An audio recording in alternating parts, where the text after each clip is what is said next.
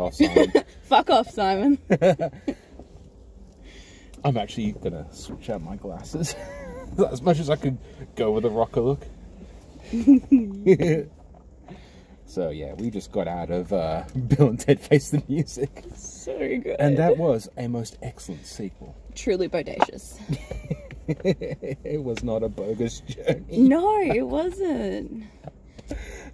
I'm here with Dana from Rogue May Cosplay yet again. Check out her YouTube channels and the interwebs and the I only have the Instagrams. Instagrams. I don't have the YouTubes. And all Only the the other Instagrams. stuff. And all the other stuff. But, oh, Jesus Christ, that was great. So good. And obviously there's going to be spoilers because this is a movie review.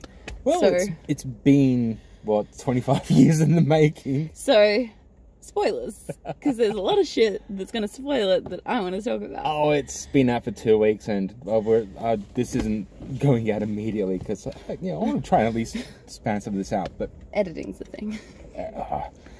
I've learned by now I probably much don't need to edit talking to you. No, it's fun because it's just bullshit. When I have nothing to think of, I just let you go loose. So, what did you think of the movie? I fucking loved it. Me too. Summarized in 5 words or less: wholesome rock and roll. Yes. Bitch.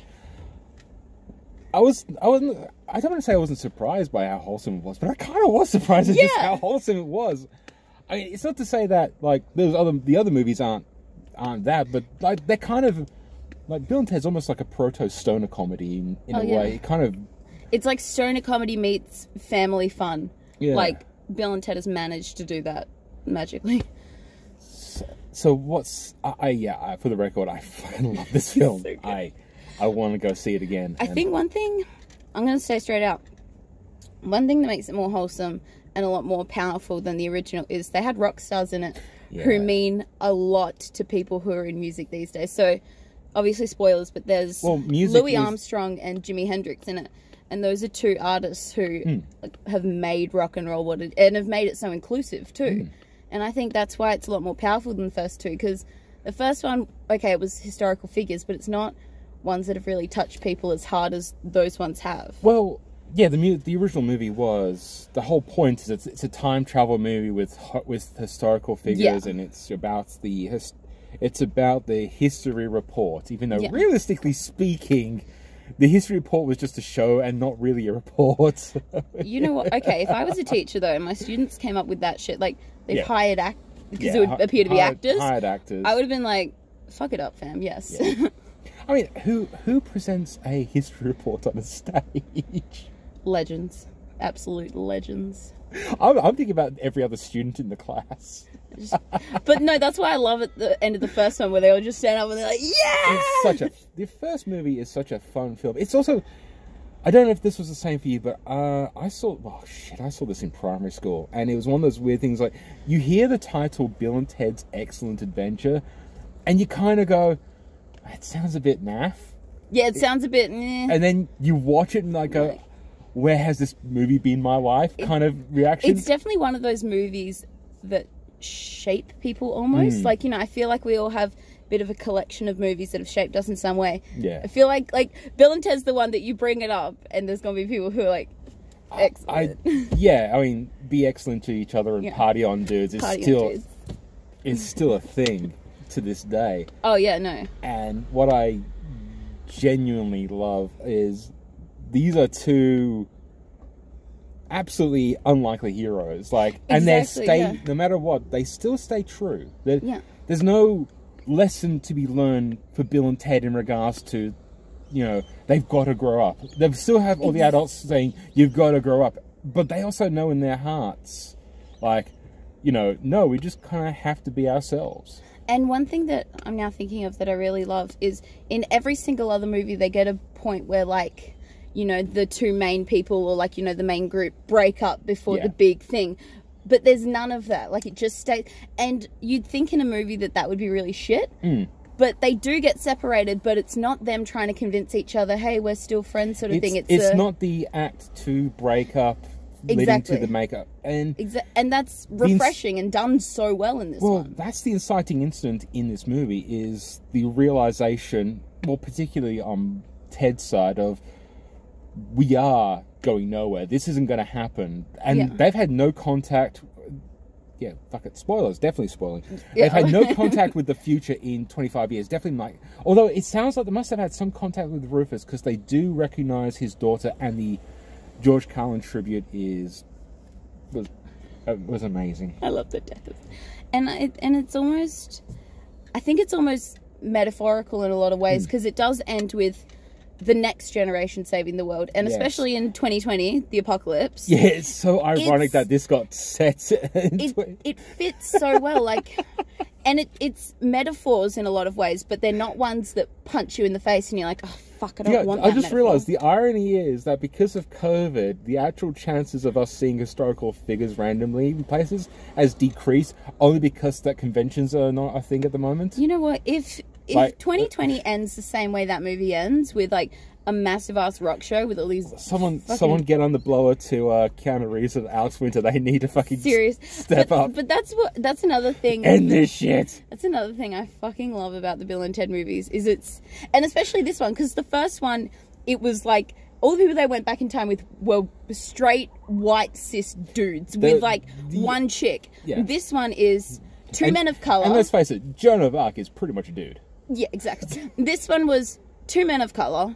We had a Chinese flautist and a black woman drummer, like from Africa in the time. Yeah, like Cro-Magnon drummer.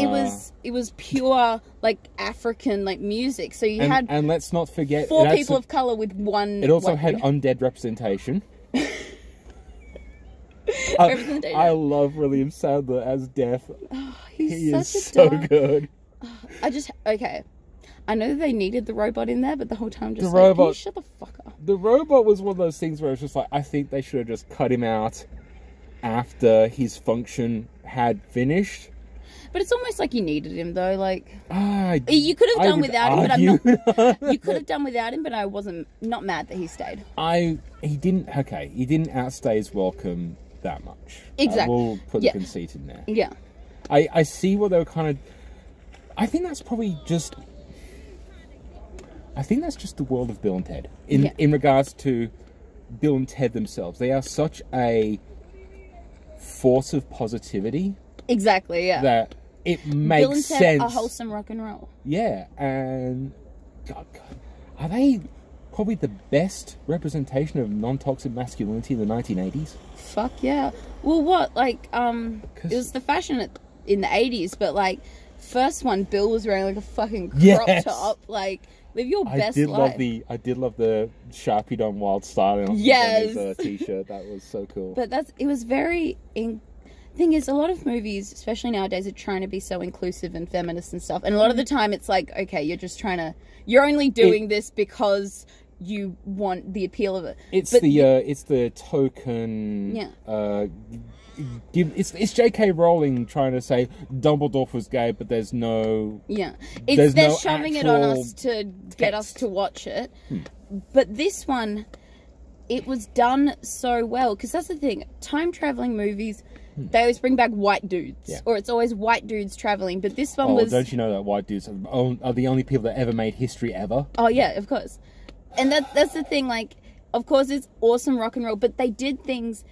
And I was very happy because one thing that I was like, oh, fuck, they better not do that, is I didn't want them to forget about the wives being princesses. Yes. So it's like, shit, if they just erase that whole story and the wives are like stuck-up housewives who are like, you know, like... So I know for a fact that they were the original princesses. I mean, it's obvious if you've seen it, because there's the one actress who plays... Oh, I feel so bad. The ginger or the blonde? The ginger. Yeah. I remember her... She's one of those actresses, I just seem to remember her from things. Her name is Jaima Mays. That's the thing, she's one of those actresses who's in a lot of things, but she's never been a star. And I was like, when I saw her, I was like, is that who she is? I saw the credits, like, oh my god, that's her. She was in Glee. Okay, but it's one of those times like, oh, I'm so glad she's got work, because she's actually damn... All the performances in this movie are incredibly good. Oh my gosh, like... And that's the thing, it's two chicks getting, like... Oh, little Bill and little Ted. Oh, so cute. They're such dark. And I'm waiting for the feminist comments though. I'm waiting for people to be like, oh, of course it's two chicks. It's like, suck my dick. Yeah, piss off. I don't care about that. I'm just waiting for it. I won't care. It's not the feminists that usually arc up about that. It's the anti-feminists. That's what it's like. Stop trying to force feminism on us. I'm an adult virgin. Because I'm fairly certain, like, they were because they usually when they use babies, they tend up using baby girls in movies, even if it's a boy. So I'm fairly certain in the original Bill and Ted Bogus Journey, they were probably girls, just called Bill and Ted. But it's Bill and Ted. How can you get angry at Bill and Ted? Bill and Ted are feminist fucking icons. They are. They are such a great couple. Like, one thing that I really loved about it, because it is a lot of, like, musical representation too, is they just, you know, there's lots of toxicity, you know what I mean? Toxicity. That's the word. In the music, like, field. Like, where people are like, oh, that's not real music. But these motherfuckers are going back, just, like... Every artist loved every other artist. Exactly, that's what I'm saying, is massive rock stars aren't just loving other rock music. Like, okay, there was a Dave Grohl part in there, which I fucking... Dave Grohl! But that's the thing, older rock stars like Dave Grohl, who'll be like, yeah, I fucking love Louis Armstrong, but I also love, like, Taylor Swift. Like, Dave Grohl works with Tenacious D. Yeah, exactly. He produces their music. But that's the thing. Dave Grohl is a musician's musician. Yeah, but the thing is about, like, being a true rock star, being, like, an alternative singer, is that you just dig everyone. And that's the good thing, is that... And it shows that your music type has sort of got to be all over the place if you're going to be a musician. And it's definitely pulling influence from so much different shit. Even Monday music, it tends to pull their influences from different directions. Exactly. Artists tend to rediscover artists. It's weird. So there's this thing in the movie where they go back to... You kind of mentioned this in the movie, where, like, they just rediscover the... Chinese flutist. I can't remember her name because I'm sure they said it once, but my brain... They said it a couple of times, but my brain with was like that. Is just names. And I have a cool fact about that one after you've said your point, sorry. Well, the thing is that I didn't want to say this while we're in there because it's too long to explain, but the fun thing is about when it comes to history, especially like music, is that we have... Okay, so because of literally all recorded time up until, well, just over a century and a half, we've not been able to record music. I mean, there's primitive things like, you know... like sheet music writings of it. We have writings, we have tabs, we have sheet music. Instruments and we have writings about music. Yeah. We have the instruments, and we have recreations of the instruments. But we don't have the actual recordings of history. And and of course, you know, white men write a lot of history. That's why I'm so happy Elvis wasn't in there. Oh my fucking god. I said that and then I was like, no, fuck Elvis. The guy has some talent, but at the same time, he basically whitewashed a lot of black music. Yeah. Like, okay, I'm going to say the difference between Elvis and Eminem is that Eminem literally has a song about being like, yeah, I know I ripped off black people music. Fucking deal with it. Like, he knows that he's a white dude in a field founded by black men, but Elvis was just like, no, Elvis was also under the thumb of the Colonel and stuff like that. He really didn't have much control of his life. That's probably why I tend to drop. Elvis is a complicated subject. Yeah, we're not going to get into Elvis. Your history. But so yeah, the fact that they actually did that nod to history and said like this mythological figure is real and is a woman, and because even the girls were like. They were like, holy shit, she's fucking... Like, because it would be like meeting a fairy tale character almost. And like, I love that every single musician had a connection with every other musician. Yeah. And it was like a chain going down. So they couldn't get Jimmy because they were like, fuck off, you're not from the future. Like, this is like, so they're like, all right, we've got to get someone who he admires. Yeah. So they go back and get Louis. And he's like, all right, cool. And the one that Louis wanted was Mozart? Yeah, I think it was like Mozart.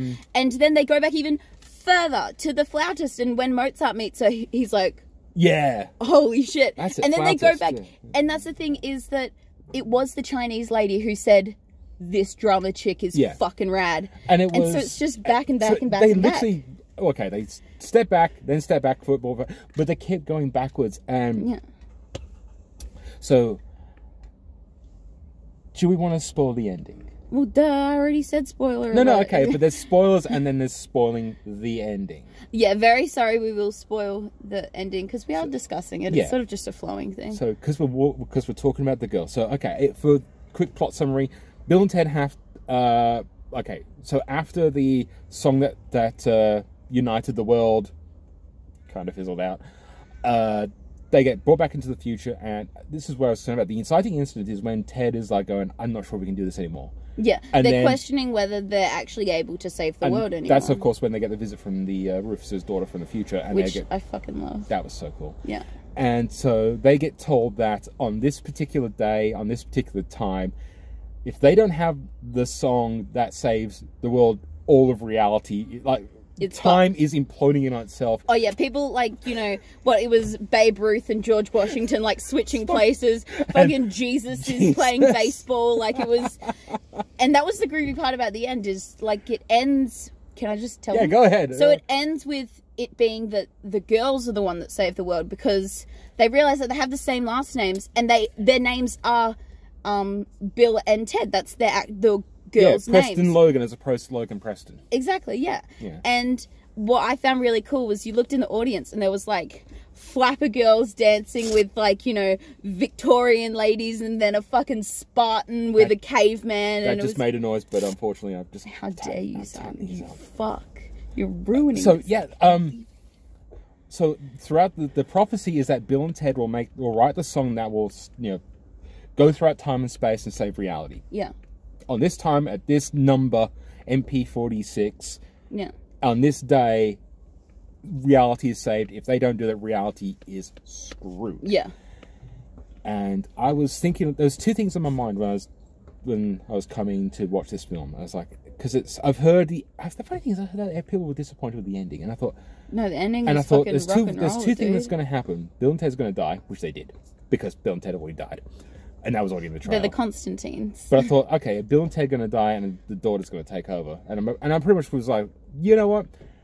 As soon as I heard the prophecy, I was like, I already thought, yeah, you know what the switch is going to be? It's Bill and Ted younger are going to be the ones to save reality. And the good thing is, I didn't connect it. So when it happened for me, I was very excited. Oh, I connected it, but I'm there going... How was it going to happen? Yeah. It was a matter of like, no, this is too... Because Bill and Ted are Bill and Ted. The boys, Bill and Ted, are Bill and Ted. They are slackers. They are deadbeats. They are incapable of doing really anything right for the most part. So the whole idea of them going, we're just going to go and steal the song from ourselves. You just know it's not going to end well. And it's so good. Oh, yeah, there's so much. So, sorry to flip back all the way, but like... The flautist, when I was watching it, I remember reading about a goddess in Chinese culture who, the way she created humanity, like it's a creation story, was she built them out of clay. Yeah. And they say that the royalty ones were her handmade ones, and then, you know, more regular people were drops of clay in the water. But the way she brought them to... class throughout history. No, but the way she brought them to life was she played her flute. And that's what she was she was this goddess, and like when it's her her feast day, possibly the one. Yeah, is that beautiful? Is that her flute music brought things to life. That is cool. Yeah, that's why I saw it and I'm like, oh yeah. I know this is definitely a repeat viewing. Yeah. If only just to see all the Easter eggs in the end scene, like all the different cuts to. So okay, my mate Matt was supposed to be in one of these scenes. He might be in one of the small squares. Oh yeah, because right at the end, like they did a quick little credits thing, and I thought it really brought it together. That was all user submitted footage, and I love it. Yeah, it's like fans of Bill and Ted were like almost doing their own film clips, like, and it was all across the world. So there was like. They did have some Chinese flautists, and they had like guitar players in France. Some of those would have been set up for the movie. Yeah, some of them were set up, but there was like I think it was like a little Maori girl dancing in like sprinklers and like, you know, a whole family like it wasn't all instruments. It was just people like enjoying their own music, like just dicking. And I think that's why I think I genuinely love that about this film, is that because this movie was as much a love letter to the fans of Bill and Ted as it was to... Okay. as far as I can remember, as far back as about 1997, talks of Bill and Ted 3. And the premise was almost exactly the same. It was about, you know, Bill and Ted having not written the song. Yeah. But it took a long time. And I know as far back as 2005, Alex Winters was making rumbles about trying to get this movie off the ground again.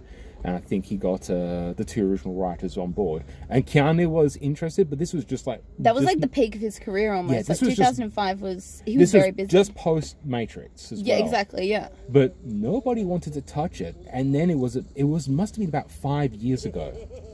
And when I think Keanu was fully on board, I think it was just before or just around the same time as John Wick 1. Yeah.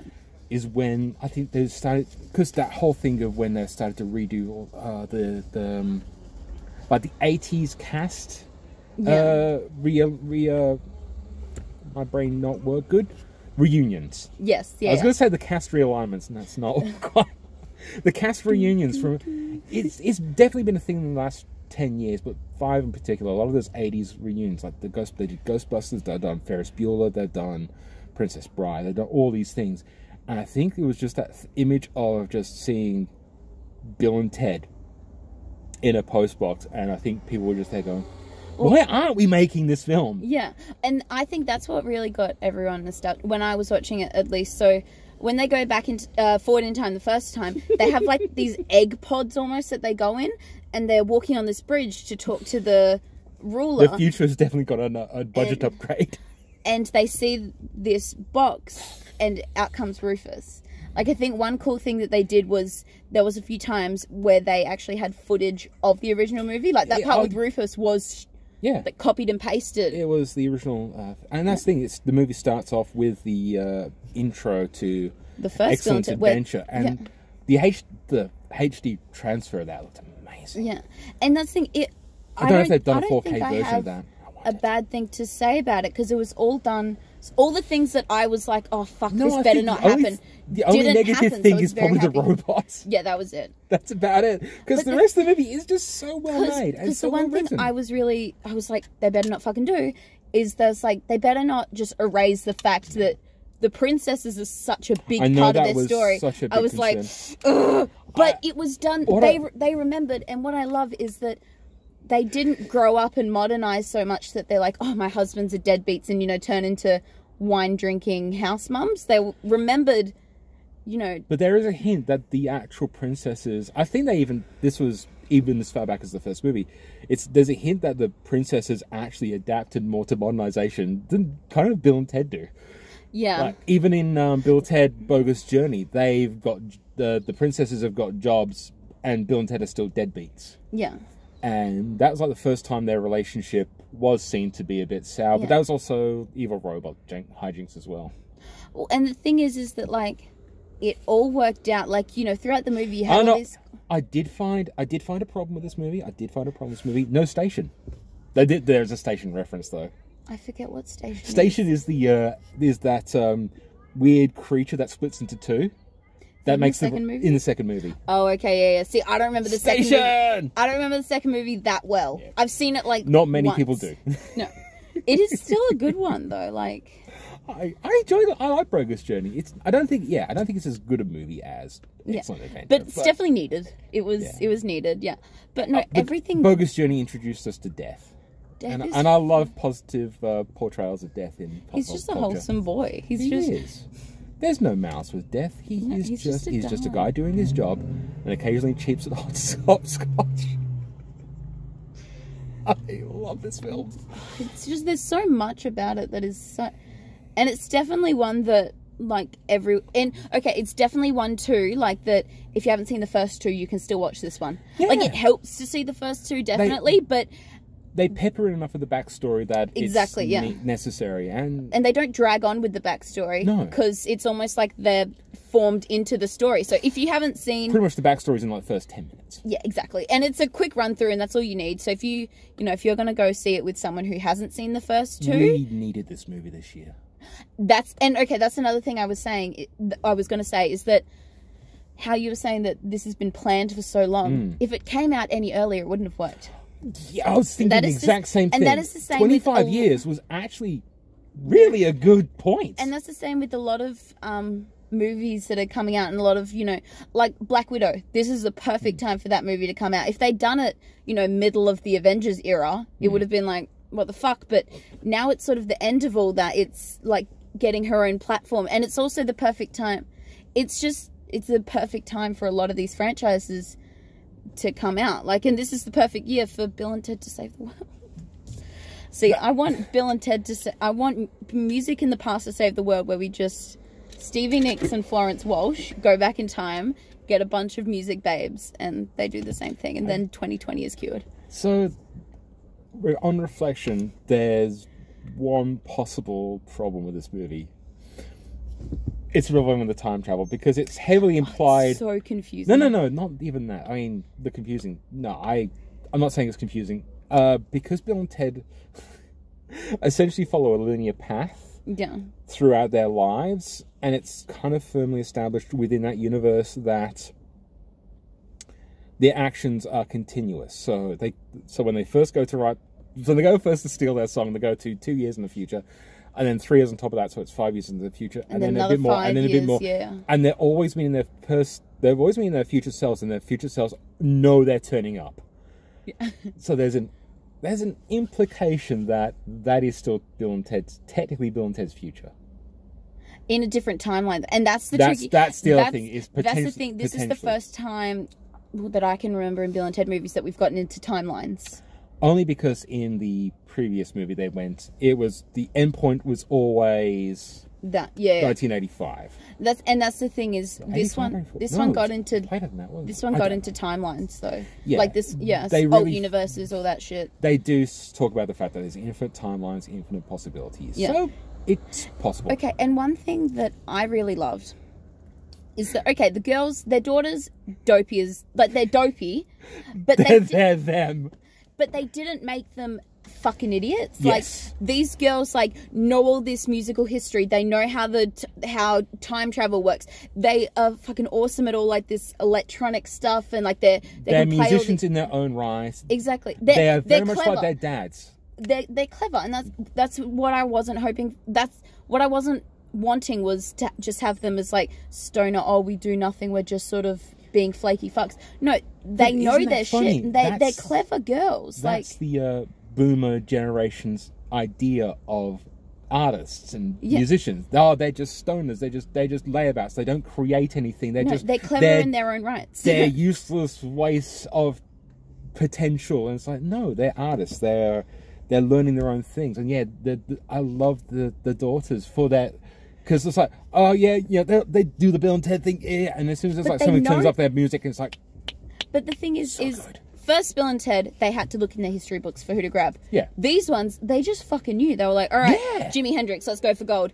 And they knew, all right, Jimi Hendrix was in... And they had a big thing with Louis Armstrong, where they were like, Louis Armstrong, you were influenced by this person, but also this person. And they were going... It's like they read all these biographies and all these documentaries, and they even knew the flute girl. They went back, and that was 2000 BC or something like that. I would imagine with Bill and Ted as their parents, two dudes who are so steeped in trying to write the greatest song ever for 25 years.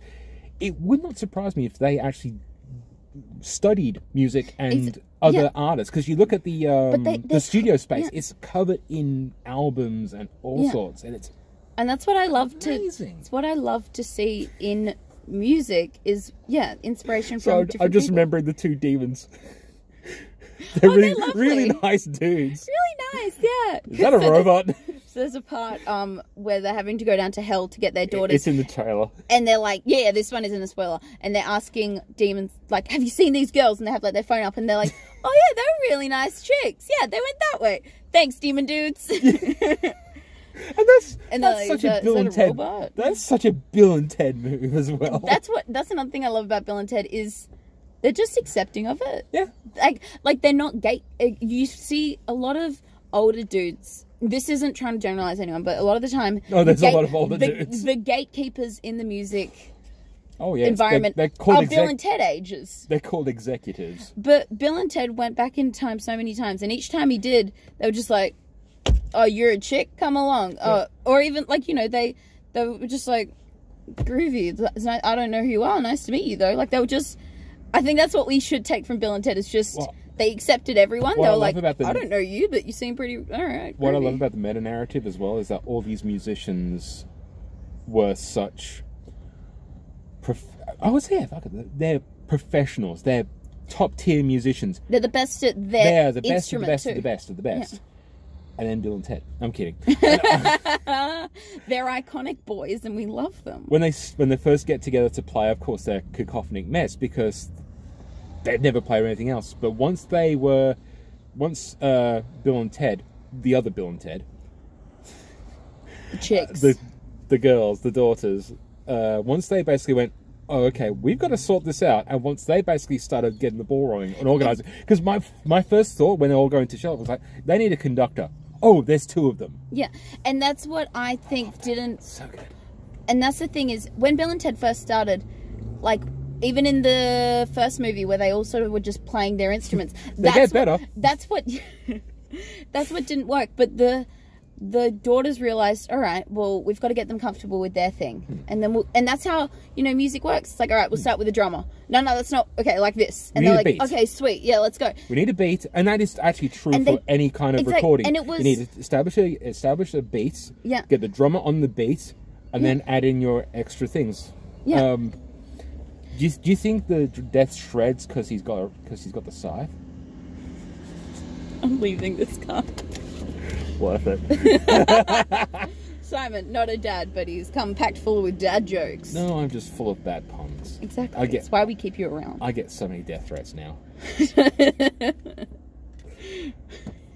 All I can think of is a Simpsons episode with like Bob in the blood riding. Die scum die. Oh, that was mine, I got a death threat in the movie because they started playing the Saints Go marching in. I said to this one, I went, and the Saints go over there. Oh, over there. The thing is that's such a big, empowering song in America, but I can't hear it without going, oh, how I love to be in St. Kilda. Oh, when the Saints go. Like, fuck you, St. Kilda, for ruining such a beautiful song. It's almost like every football club ruins music. Are you going to have to bleep out all my swear words? Or are you just going to leave them in? I didn't fucking do it last time. I figured at this point, when it comes to YouTube algorithms, my entire channel's probably fucking demonetize us, YouTube. I fucking not even dare you. I don't have enough followers to get monetized. Follow Simon so we can get demonetized. Or so I can get money off my YouTube channel so I can get demonetized. If we put this on Facebook and Zuck doesn't shut us down, I'll be disappointed. We need Zuck to shut us down. We need to. The phone's listening to us. I'm running out of things to say, I'll be honest. I think it's one of those things where it's such a great film that it requires a couple more viewings, and it's so good. I can't poke fun at it like I can with fucking Bloodsport. I do just want to add Bloodshot. Go to sleep. I'll drive home. One thing that I do just want to add just before we sign off I noticed, and I want to know if you noticed this too. There was a flapper in the audience, and I know that back then women did look very masculine, but I swear to the gods that was a man in a dress. I saw the flapper, but and to me, broad shoulders and flat chested, it looked like a man, and might not be, but I was wondering if that's sort of a nod at the LGBT community in the 20s who would dress up that way. So gay women would dress up in suits and they would go to certain clubs, and gay men would dress up as flapper women and go to the club. So that's totally off topic, but I saw that, and that's just what I wonder. Drag was essentially invented in that time. Yeah. So if you watch it again, I'll point it out. But yeah, it did look a bit masculine even for a flapper woman. I noticed the flapper. I don't recall. Yeah, we'll watch it. Yeah, we'll watch it again. But that's just something and I think if we watch it over again, we will notice a few, because it's a lot of it is quite historically accurate. Like like as they can be for a time traveling movie. Well, but it's. I stopped really caring stuff about that kind of accuracy in movies, only because if it's supposed to be an historical drama and it's supposed to be accurate, and they tout itself as being this accurate thing. Yeah, okay, that's a bar you can raise to critique a movie. this is a comedy. It's entertainment. But I'm not exactly, going to... and that's why I'm happy with it, because for a comedy, it all was quite accurate. Oh, no. So funny as well. There's only one thing that I'm disappointed in, and this is just because it's me, is I don't recall seeing any fucking Vikings in that time. Saw some Spartans, saw a caveman, saw some Victorian ladies, some flappers. You know what? That might be one of those that's probably one of those picture by picture. We're going to pause it until I see a fucking Viking. That's a long movie to keep pausing. No, just at the end dancing scene. Yeah, I'm definitely buying this on Blu-ray. Oh yeah, yeah. It's so good. It's one of those. It's one of those movies, because it's about music, that once it's done, like, I'm gonna go for a fucking walk after this, and I'm just gonna listen to those tunes. Like, that's how I felt about when I watched yesterday the Beatles movies. Was that I was like, I need to listen to the Beatles now. So the song that unites the world is called Face the Music, and I really want to get a copy of that song. Oh yeah, I'm gonna see if the soundtrack's on Spotify. Probably is. It's got some headbanging tunes. Yeah, it's so funny. You just see us at the front, like at the end, we're just... That's why I let my hair down. Let your hair down. I tried to make my hair 80 fluffy, but I'm gonna need some more practice. My hair sucks, so it's never gonna work. Sorry, the lights in the parking lot just all turned on at once. I was like, yeah, it's shit. like 6 o'clock-ish or something. We've been going for like 40 minutes. Yeah. So, I think we should end this the proper Bill and Ted way. Party on, dudes. Be excellent to each other. And my hand is stuck. See ya. Shall we?